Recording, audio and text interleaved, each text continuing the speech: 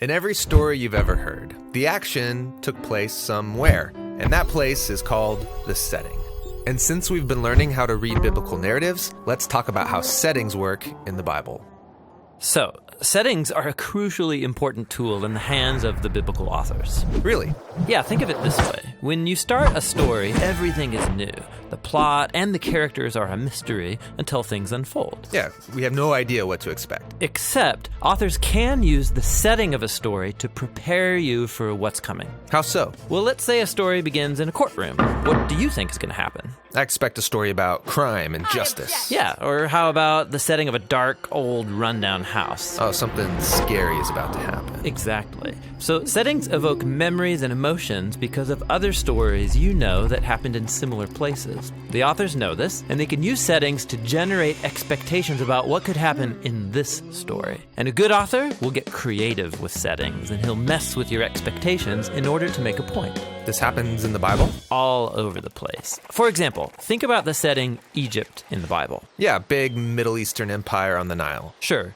Now think about the first biblical story where someone ends up in Egypt. It's about Abraham. God calls him to journey by faith to a new land, and he promises to give him a huge family. So he sets out, but he arrives during a famine. Now, is he going to trust God and stay in the promised land?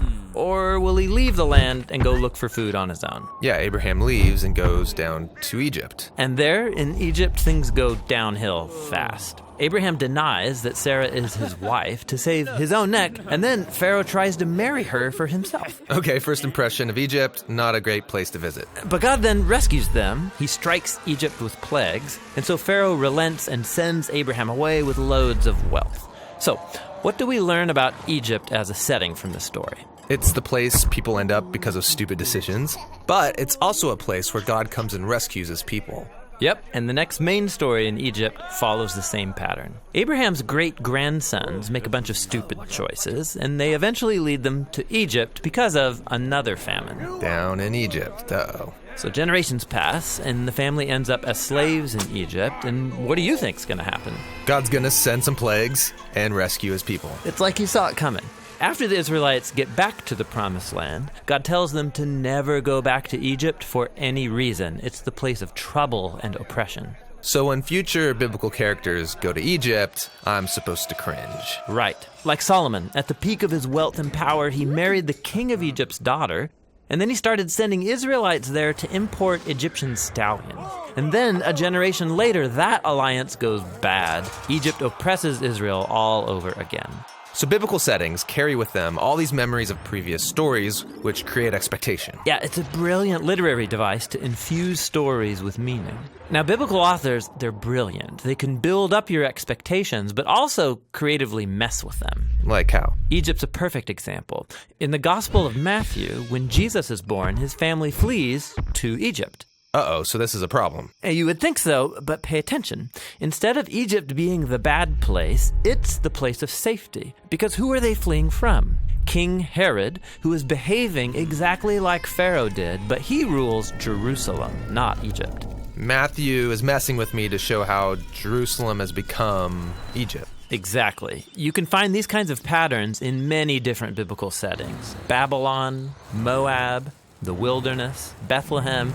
The list goes on. Which is a big list. And it gets bigger, because sometimes the setting isn't just a place on a map. It's a type of situation, but they work the same way that settings do. For example, when people move toward the east, expect trouble. Adam and Eve were banished to the east, and then Cain wanders to the east. People move to the east to build Babylon. And all of these narratives are designed to point forward to when the Israelites as a people will be exiled to the east in Babylon. Ah, nice. Which leads to one more type of setting in biblical narrative, and that's time, or how long events take. Like, time periods of 40 are often associated with stories where people's faithfulness is tested. Noah in the boat for 40 days and 40 nights. Then he gets off and gets totally drunk. The Israelites got impatient during their 40 days of waiting for Moses on Mount Sinai, so they made the golden calf. Or after the Israelite spies investigate the land for 40 days, the people rebel, so they have to wander in the desert for 40 years.